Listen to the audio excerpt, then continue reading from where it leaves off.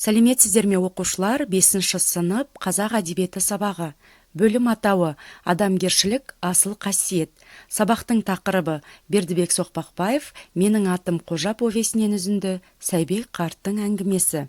Оқу мақсаттары әдеби шығарманың жанрына қарай фабуласы мен сюжеттік дамуын сипаттау, кейіпкерлерді шынайы өмірмен салыстырып бағалау.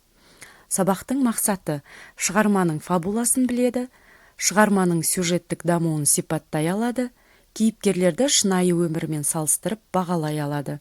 Әдеби шығарманы түсініп оқып, алған әсерін сипаттап айта алады.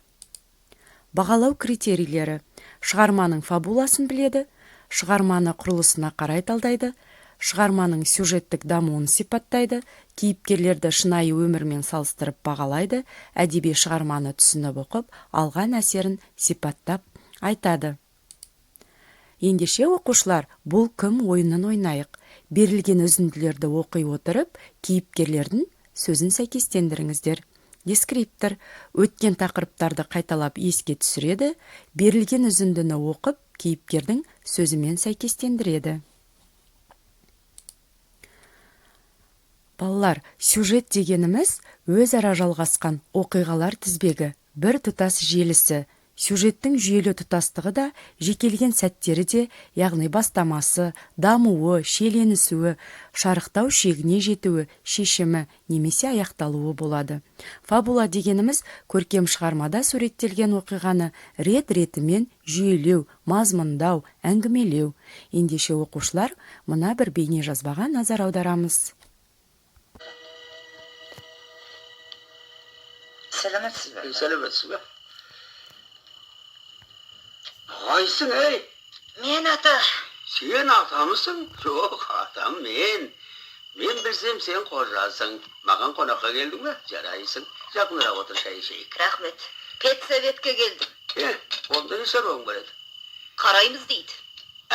Мұғалім етіп қоятын шығар, Директор еттік. Директор де? Тіпті жақсы, жарайсың, директорым, жарайсың. Онда жалақың да көбейеді. Шашың қандай жақсы, қайрат екен. Марқұм әкеңнің шашы да тап осындай еді. Сіз менің әкемді білесіз бе? Балам, ол кісіні білмейтін адам бар ма? Әкеңнің керемет қарагер аты болған. Ат емес, Дүлдүл. Сол атты бір күні мына мен әкеңнен сұрап мініп жүредім. Суға кетіріп, өлтіріп алдым. Егер оның орнында басқа біреу болғанда, құнын төлетіп алатын еді. Ал Қадір марқұм болса, керемет жомарт еді.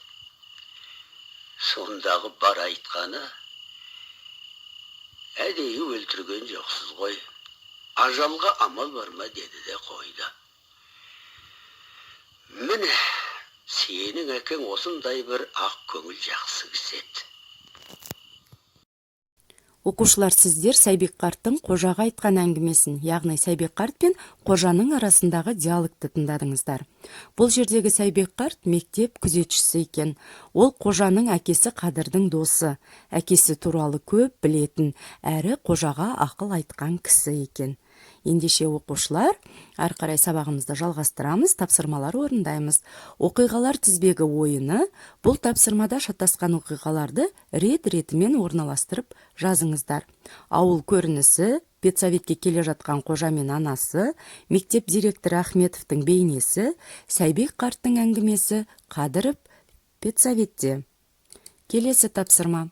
Теріп алу стратегиясы бойынша Қожаның жағымды, жағымсыз жақтарын ажыратамыз. Тиісті сөздер берілген.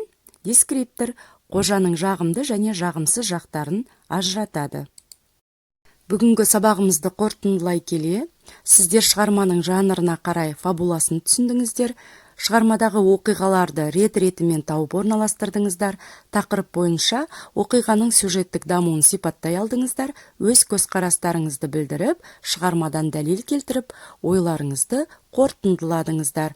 Ендеше оқушылар, SMS әдісі арқылы өте жақсы түсіндім, мен үшін қызықты болды. Мен сабақты жақсы түсіндім. Тақырып бойынша әлі де ізденуім керек деген сөйлемдер арқылы сабағымызға кері байланыс жасаймыз. Осымен сабағымыз аяқталды. Сау болыңыздар.